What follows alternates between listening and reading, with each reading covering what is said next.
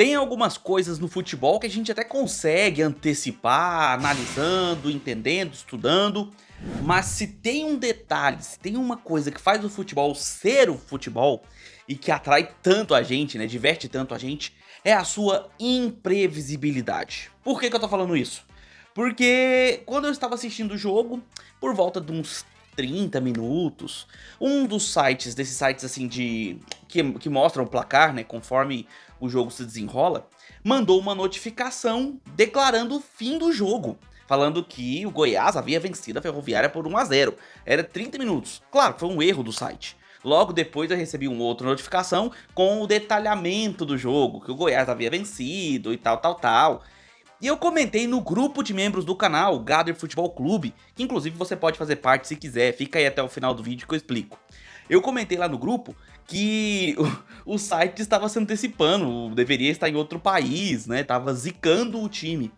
Cara, e é incrível como veio a notificação da vitória do Goiás e no último lance praticamente, a Ferroviária com um golaço joga uma água no chope do Goiás e detona a vitória que era até de certa forma tranquila até então para o Esmeraldino. E mostra o porquê que no futebol você nunca pode, digamos assim, ficar de boa. Nunca. Você tem que estar sempre atento, sempre buscando a vitória. Porque se você não faz isso, o adversário pode fazer. E foi exatamente isso que aconteceu. Um empate frustrante para o Goiás, mas um castigo merecido para quem no fim do jogo queria só o tempo passar.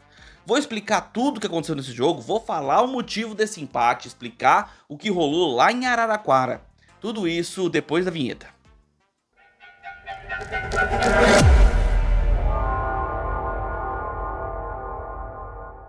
Fala aí, seus torcedores que curtem um golaço! Sejam bem-vindos ao canal, meu nome é Victor Gader. Sem mais delongas, as escalações aqui na tela. Esmeraldino vindo de uma vitória importantíssima em casa, por 1 a 0, placar mínimo diante do lanterna da competição, o Paysandu.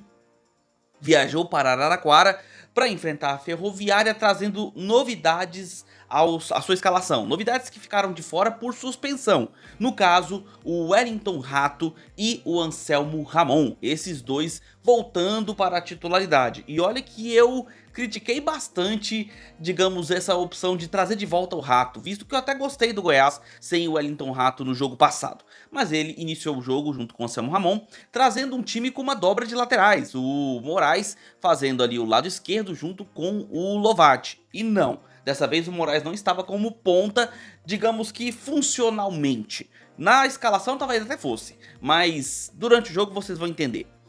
Visitando a Ferroviária, que estava 5 jogos sem vitória. Pelo menos 5 jogos. Vinham de 3 empates e 2 derrotas. Troca de treinador com o Claudinei Oliveira começando o seu trabalho agora à frente da Ferrinha. E veio a campo trazendo o goleiro, o Denis Júnior, já velho conhecido aqui do futebol goiano, que já esteve no Vila Nova. Nas laterais, o Mário e o Lucas Rodrigues. Na zaga, o Kevin, o Ronaldo Alves e o Gustavo Medina, ou seja, uma zaga de 3 zagueiros, né? Uma marcação de 3 zagueiros. No meio, o Netinho e o Alencar, formando o meio de campo. Na frente, Fabrício Daniel, Juninho e Carlão, o centroavante do time. E olha só, Ferroviária é um time que costuma entregar caro os seus resultados. Mesmo quando perde, é um time que costuma ser muito aguerrido no jogo. E gosta de surpreender. É um time que faz gols logo no começo do jogo, é um time que geralmente começa muito agressivo e vai perdendo rendimento ao longo do jogo.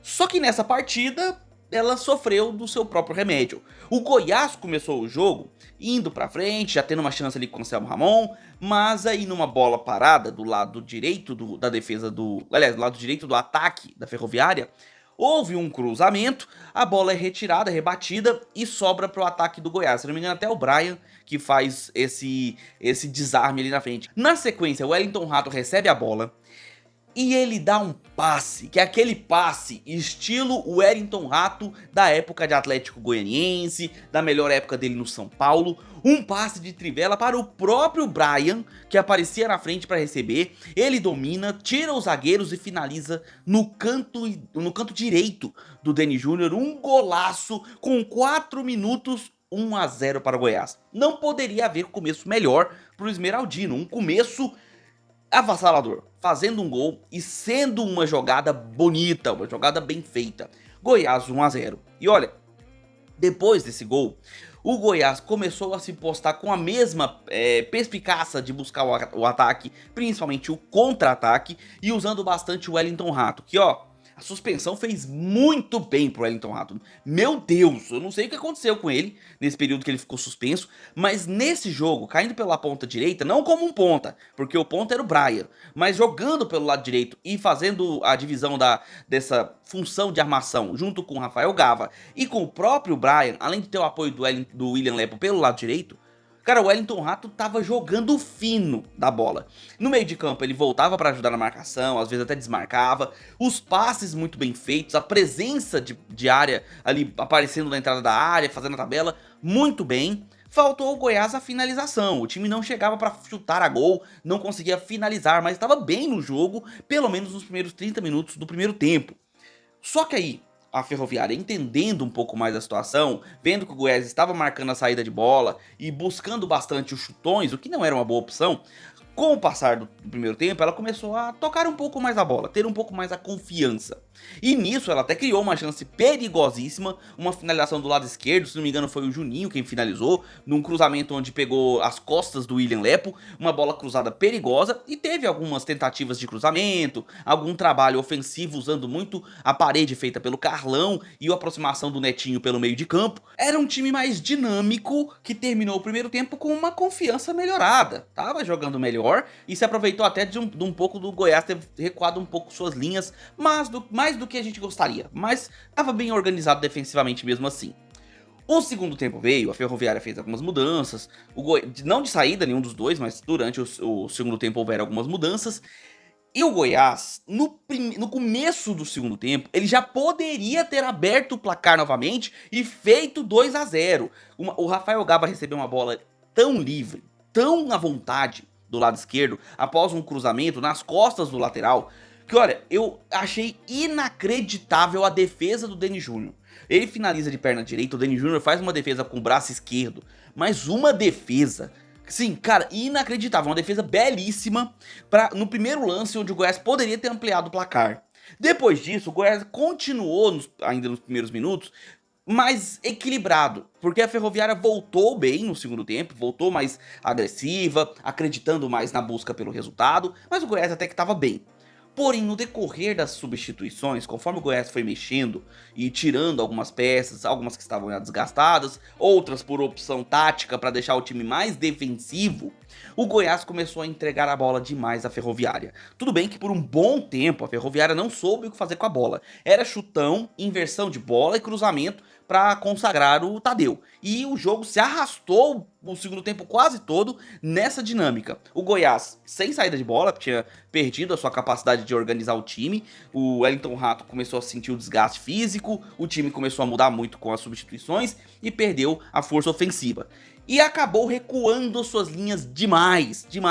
Só com um recuo que até então estava funcionando bem. O time estava organizado defensivamente e não dava chances para a Ferroviária ter espaços para finalizar a gol. E quando tinha, geralmente era com uma barreira verde-branca ali diante do gol do Tadeu. Porém, o segundo tempo foi se desenrolando, as mudanças deixaram o Goiás cada vez mais defensivo, com entradas, por exemplo, do Tite e do Marcão, que entraram claramente para fechar a defesa e segurar o 1 a 0. Só que aí tem um detalhe. O Goiás é um time qualificado para buscar ampliar o seu placar, mesmo com as mudanças, tendo mudado a dinâmica do time. Entrou o Jajá, entrou o Jean Carlos e, cara, jogadores de velocidade. Era com a intenção de buscar o contra-ataque, só que o Goiás parou. O Goiás buscou se fechar para ficar com 1 a 0 e não levou mais perigo ao gol do Deni Júnior. Com isso, a Ferroviária continuou na tentativa de cruzamentos, tentou algumas finalizações, algumas até perigosas, tentou algumas chegadas perigosas, teve um cruzamento do lado direito que o Carlão fez uma cabeçada para trás perigosíssima, que o Hernani furou, que assim, foi inacreditável a furada dele, livre dentro da área de frente pro gol. E aí caminhava para aquele 1 a 0 que tinha sido pregado, que tinha sido previsto pelo site de placar, né? Aquele sitezinho de placar. E cara, tava caminhando pra isso. Só que aí, nos últimos minutos, já no acréscimo, o Goiás, que havia feito uma marcação muito bem, muito organizada, não deixando a Ferroviária ter espaços, no momento de descuido, onde o jogador, se não me engano, foi o Thiago Lopes, ele recebe a bola e a defesa do Goiás abre o espaço para que ele se aproximasse da área, aguardando um cruzamento, um passe, não sei. O que eu sei é que a defesa do Goiás dá todo o mérito do mundo pro Thiago Lopes chutar pro gol. E era claro que daquele jeito, com a defesa aberta, ele ia chutar. E ele chutou. E foi um golaço no ângulo impossível do Tadeu chegar. Um golaço que, cara, foi um baldaço de água fria. E um castigo para um time que estava melhor, que poderia ter sido melhor no segundo tempo, não precisava ficar tão recuado como foi, afinal estava organizado defensivamente, bastava manter o 5-4-1 ou 4-5-1, como ele estava fazendo no primeiro tempo. Bastava aquilo. Na verdade, o Goiás fazia um 4-5-1 no primeiro tempo, com uma linha de 5 na frente, e aí tinha a participação ali do Juninho, do próprio Rafael Gava ajudando na marcação, e tava sendo bastante pro Goiás. Só que o Mancini deixou claro, ele gritou várias vezes na beira do campo, vamos pro 5-4-1. E o 5-4-1 socou o jogador do Goiás dentro da área dele. Tipo, atrasou todo o time, trouxe o time todinho pra perto do Tadeu e entregou a entrada da área pra Ferroviária tentar o cruzamento. Uma hora ou outra, aconteceria um lance de perigo, como foi, por exemplo, a furada do queridíssimo Hernani, né, que ele errou lá aquela furada.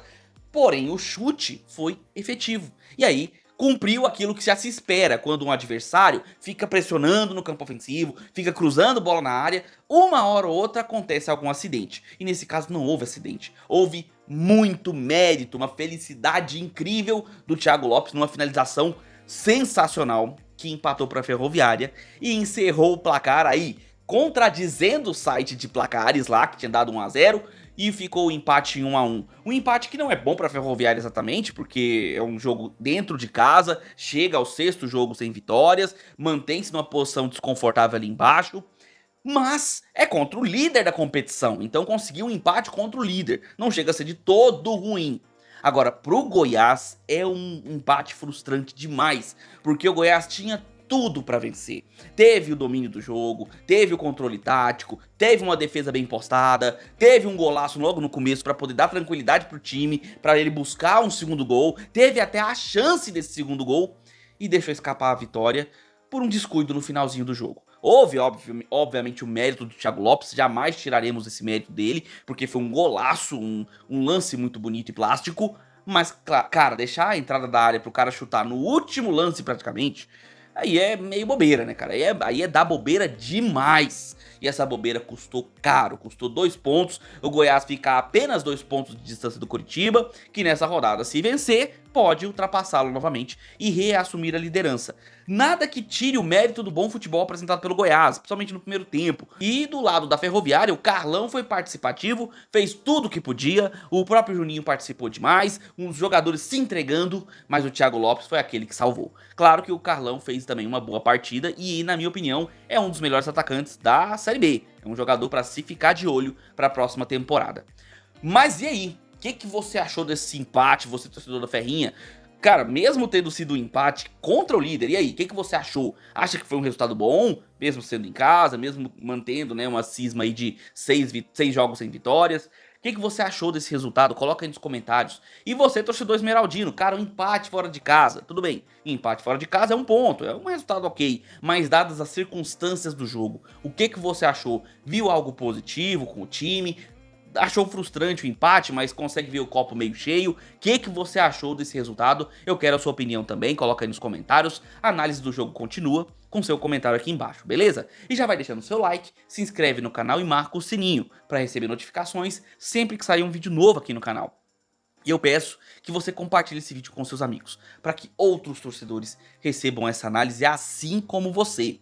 Quando você clicou no botão de like, se aparecer o botão hypar para você, Sinta-se especial, porque a plataforma colocou pra você esse botão, não é pra todo mundo que aparece, e se apareceu, eu já peço que clique no botão hypar. Você participa da gamificação do canal, a gamificação da plataforma, ainda nos ajuda, fortalecendo o trabalho, aumentando o engajamento, ajuda demais se você clicar no hypar.